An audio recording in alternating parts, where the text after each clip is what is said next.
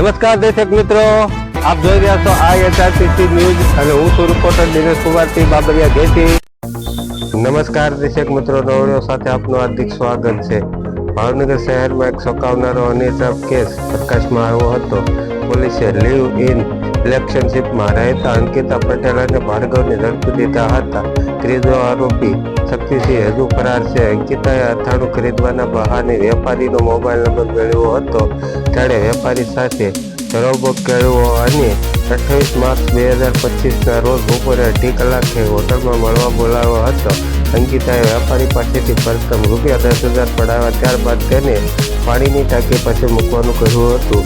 આ પૂર્વ આયોજિત કાવતરા મુજબ વેપારી જ્યારે કાળુભા રોડથી સત્યનારાયણ રોડ તરફ જઈ રહ્યા હતા, ત્યારે ભાર્ગવ અને શક્તિસિંહે તેને રોક્યો હતો। બંનેએ બળાત્કારની ફરિયાદની ધમકી આપી હતી। શક્તિસિંહે વેપારીને માર મારી સેન્ટ્રલ સોલ્ટની પાછળ ભાગે લઈ જઈ ₹5 લાખની માંગણી કરી હતી। ત્રણેય આરોપીઓએ પૈસા લેવા વેપારીની દુકાને પણ પહોંચ્યા હતા। શક્તિસિંહે વારંવાર ફોન કરી પૈસાની ઉઘરાણી કરતો હતો। વેપારીએ આ મામલે પોલીસ ફરિયાદ નોંધાવી હતી।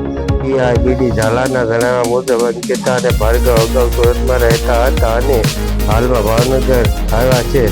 પોલીસે બંનેની અટકાયત કરી છે। કોર્ટમાં રજૂ રિમાન્ડની માંગણી કરવામાં આવી છે। હું છું રિપોર્ટર દિનેશ કુમારસિંહ બાબરિયા ઘેટી। ફરિયાદમાં જણાવ્યું છે કે આ જે વેપારી જે છે તેને ત્યાં અવારનવાર વસ્તુ લેવા માટે જતા હતા અને એનો મોબાઈલ નંબર મેળવી અને તેની સાથે મિત્રતા કેળવી અને તેની મરજીથી હોટેલમાં બી જતા એ ટાઈપની ફરિયાદમાં ઉલ્લેખ છે અને એ ટાઈપની વિગત છે। આ બાબતે બી પોલીસ દ્વારા ઊંડી તપાસ કરવામાં આવનાર છે। આ બાબત